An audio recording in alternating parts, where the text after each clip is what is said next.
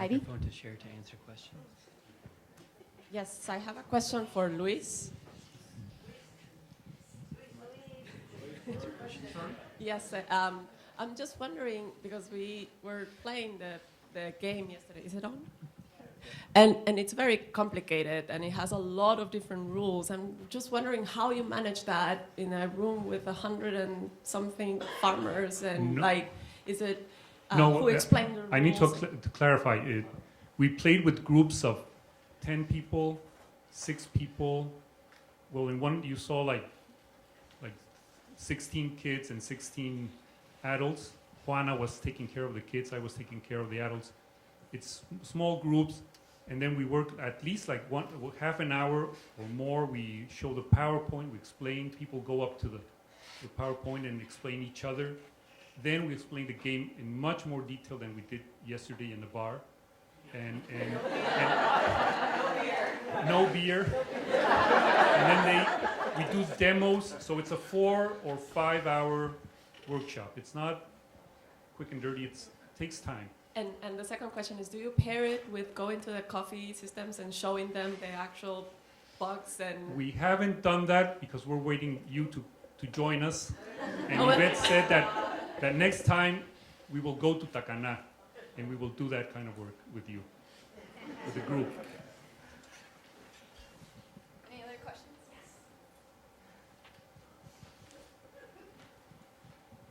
Also for Luis, I was so impressed by the quote from the young man, Verdugo? Yeah. That I wonder, do you also have any sense of how often by playing this game, a farmer who is about to decide or is already down the road to escaping from rust through that more, let's say the more neoliberal response, has changed his or her mind? We're currently doing work with Vivian Valencia, who's in the room. She did her PhD working with the farmers in Sepultura, and we're right now doing the field work to understand how they have moved their coffee decisions immediately after the rust. So I'm sure that kind of topic will show up in the kind of work we're doing with people. So I don't have the answer now. I hope to have it with Vivian soon.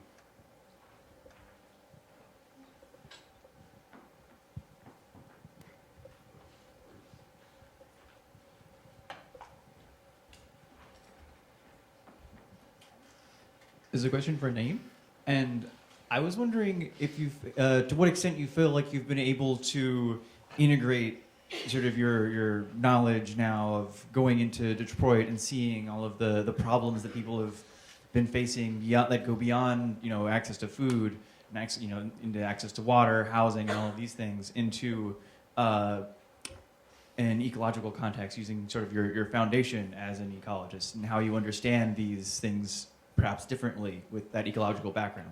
Thank you. Cool. One of the, I never took community or population ecology, so I can't. Maybe when I come back for my PhD. But one of the more simple things that I learned from just agroecology in general is like integrated pest management. So I often will view a problem that I see in Detroit as like something that requires multiple or an integrated method to overcome. So rather than, a lot of us typically approach it like, oh, just teach people about the problem and they'll solve it. And then it's like, well, the schools are messed up because parents can't afford, they don't have jobs, the leadership of the school, the books that are available, and you actually have to really scientifically kind of analyze all of the factors and variables that go into the problem itself. So I guess just coming from a, agroecological perspective, not seeing it as food or the mechanisms of management is actually the solution to the problem, but like understanding the economic system, the political system, and all the other variables that affect the problem of people not having access to good food, and that kind of opening up a door to like all the other issues that are going on as well. Thank you.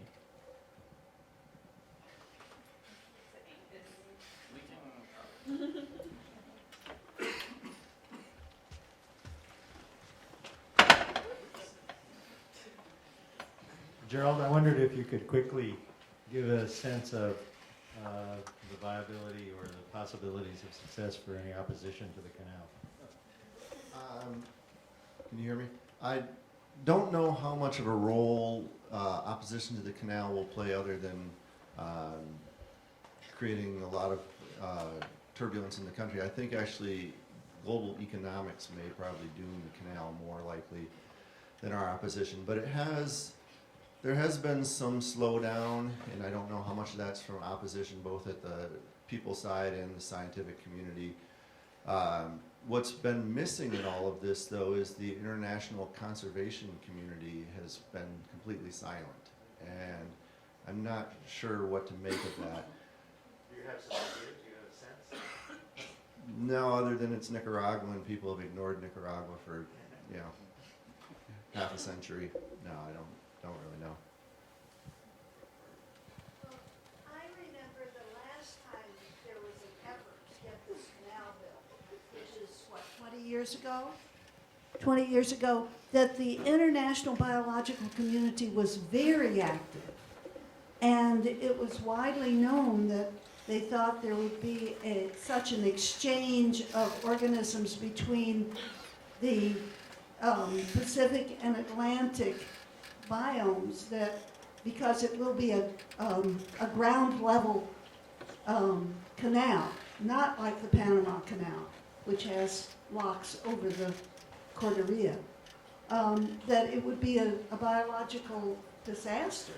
Now, I haven't heard anything like that.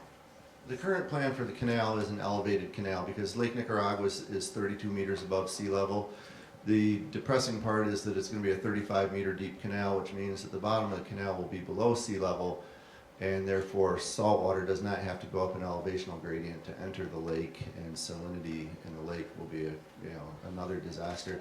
Yeah, I don't remember all of. I think it was more than 20 years ago when they were talking about previous canals in Nicaragua, and there's no global need at this point for this canal. Is the other kind of depressing part.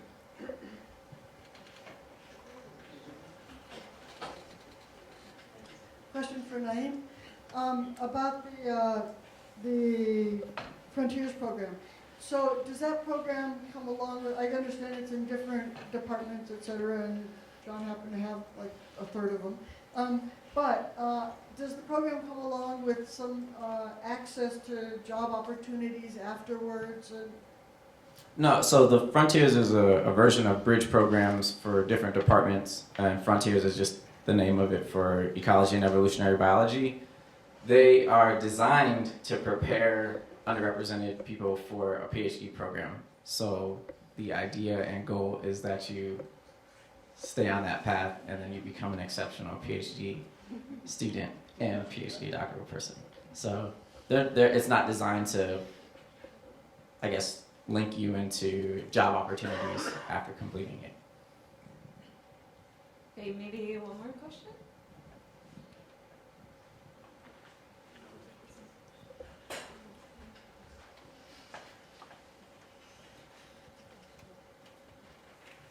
This is sort of a meta question. I've been hearing a lot about participatory research versus stuff that will get you tenure. Does anybody know of studies where they study, and this is beyond biology, I guess, but the psychology that says that one is better than the other? And has anybody studied whether or not the science in one is better than the other and put that forward to try to say that you should be able to get tenure with either one? Well, yeah. I mean, we all have our own experiences. I think a lot of these depend on the cultures of the institutions that you engage in. So it's not consistent across institutions. I was relating to you a very personal story, and I actually had very good advice from people like Mark Chesler here in the sociology department, who said it's not going to be enough to do participatory action research as a PhD student. You'll have to conduct sociological research simultaneously to the action research on the process. So I did surveys and qualitative research in parallel to that. So there are many instances in some institutions, like here, there is a group of people that do action research. There has been for decades. University of Washington is a hypercentric, science-focused kind of program, and so I was just, I think it's possible to do that. And the last thing I'll say is this, is that in our research in Pearl Lagoon that we did work, part of my dissertation work was looking at the data that was generated from fish stock assessments by Action Research and the fishermen collecting their own data, and we compared it to FAO scientists' data, and we were just using simple correlation coefficients to look at and the data, in fact, were practically identical. And the difference, of course, was that the fisher felt that they owned the data, they could take policy decisions on the data, they could use the data to organize against Chamorro's neoliberal policies to say, we are not going to give these resources to the shrimp trawlers from Texas. And they say, well, we have data that says that that's problematic. I had a question for you, Patrick, as well. Talking about engaging with groups that you disagree with. I'm just sort of curious about the larger analysis, because I think there's certainly a place for that, but then also you're thinking about the institutional context, that there's a lot of things beyond the power of any one individual in terms of their choices, if there's already sort of a lot of pressure for negative choices, especially beyond Pew or Nature Conservancy, if you're thinking about really entrenched opposing interests. I'm just wondering how you approach that or think about that. Carefully. I think one of the lessons of this experiment that we're now engaging in is we're creating a community of practice. So this is not going to be a one-off meeting. This is going to be, if you came to this meeting, if you want to engage in this, you have to engage in the long term. And to some degree, some of the organizations, for example, Pew is one of the major movers behind these mega reserves. And for them, they have to be no-take. And they are planning to declare between 10 to 15 of these in the next 10 years with all kinds of backdoor negotiations, etc. Now, we actually got them to fund this project where they were hearing lots of things from local fishers, cultural leaders, and in a sense, we kind of, a big mixture of shamed them and said, you want to be at this table because this meeting will happen with or without you. And so I think to some degree you have to be willing to step into that place where it's uncomfortable, where to some degree you bring together groups of people. And we actually very carefully negotiated the invitation of people. And like any good community organizing effort, we prepared people for difficult dialogue, and we told people, even if they were to be critical of, say, Pew or the Nature Conservancy, that they would have to do it in a certain way. And they would actually have to expect some pushback, which also happened to me. So but I think these dialogues, difficult dialogues like that, I think are fundamental, and I think to be frank about it, I think it's great that many of us share similar political kind of commitments, but I think we also have a response, because this other world of conservation exists out there, and we have to be willing to engage in it because they're very potent. Quick follow-up for Patrick. Yeah. Very quick. I may have missed this in your talk, but from working in Via Campesina, I know that there are two global alliances of artisanal fisherfolk, which I'm right now blanking on the names of the two, but we consider them to be like our peers for the fisherfolk world. Are they participating in this process, or what position do they have? They did not as much in this one, but our intention, we had members from those networks as well.